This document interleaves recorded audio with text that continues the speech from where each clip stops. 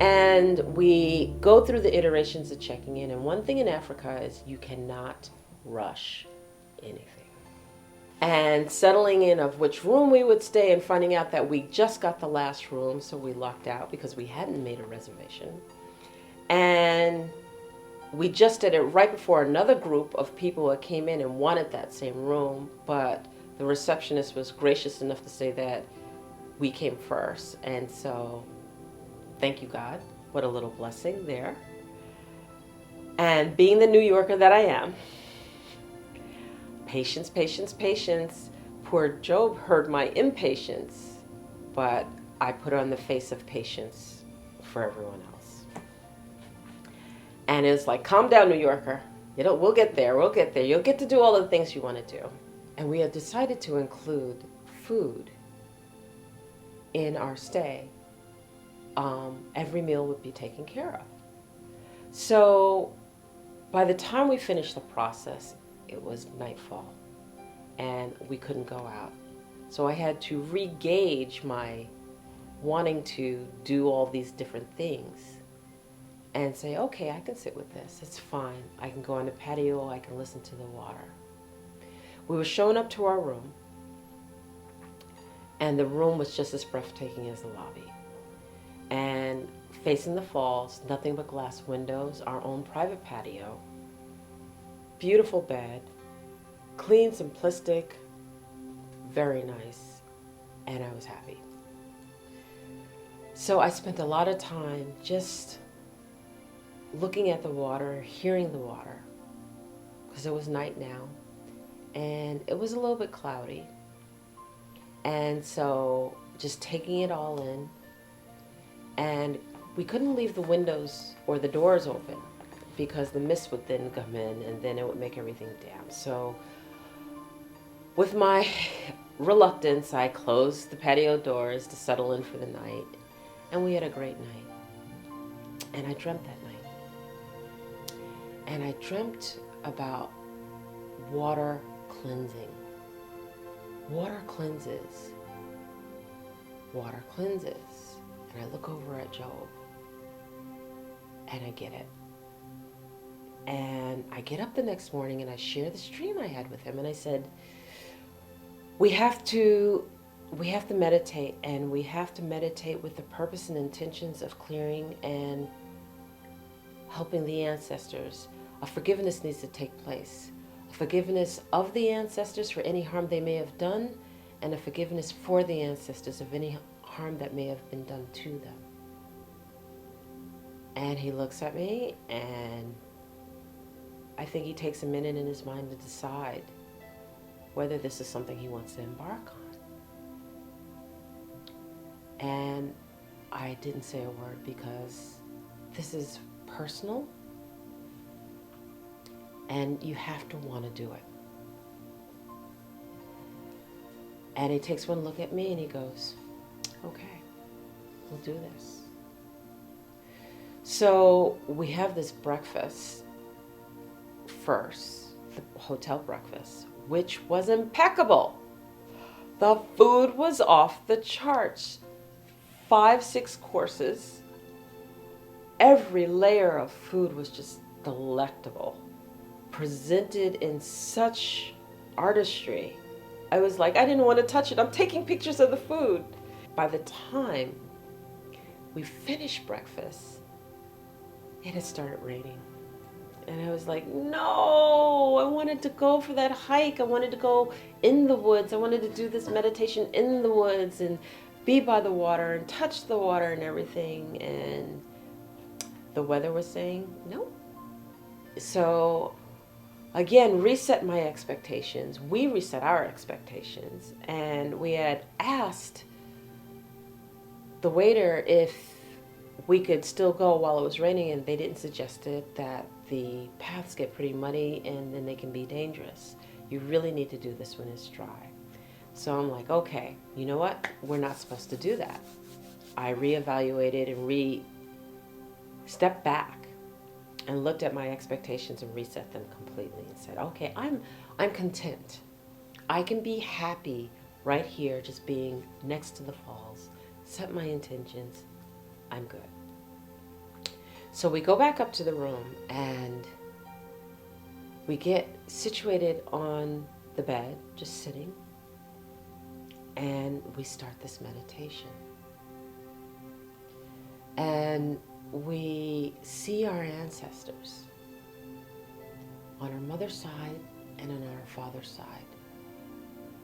And on the mother's side, we basically represent the ancestors and say, I forgive all those who have ever done harm to my ancestors.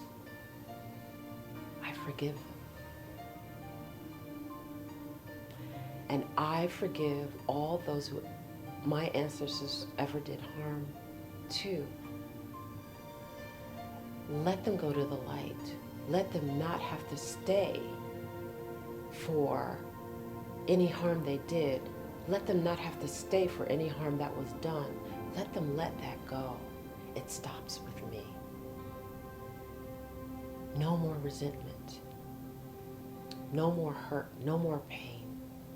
It stops with me. And we actually verbally state it out loud, making that commitment on behalf of the ancestors, representing them, both on his father's side, then on his mother's side, on my father's side, on my mother's side. This is what my ancestors had urged us to do. The water is there cleansing, washing that away. In my mind's eye, I see the light of spirit shining over us. And I see a release, a weight that is lifted. And you have to understand, this is very important because I am African American. My ancestors were captured, chained, and brought as slaves over the water and had to survive the abuse, torture, all of it. So to forgive on behalf of any harm done to them and forgive any harm they may have done was huge. And here I sit next to a man who was African, and although his family wasn't captured and brought on slave ships, his land was colonized by the Portuguese. And again, what did that take for that colonization to take place? And even though they weren't brought on slave ships, we visited where they held and contained people who were not sympathetic to the colonization. The Angolans, the Cape Verdeans, many. And forgive me for not even naming them all. And again, to say that I forgive who did harm to me, and I forgive harm that may have been done, was huge. And we finished this meditation. I seeing what I needed to see in my mind's eye, and him seeing what he needed to see in his mind's eye, and our common intention set forward to Spirit. And I realized that this was another part that I could share when I work with others.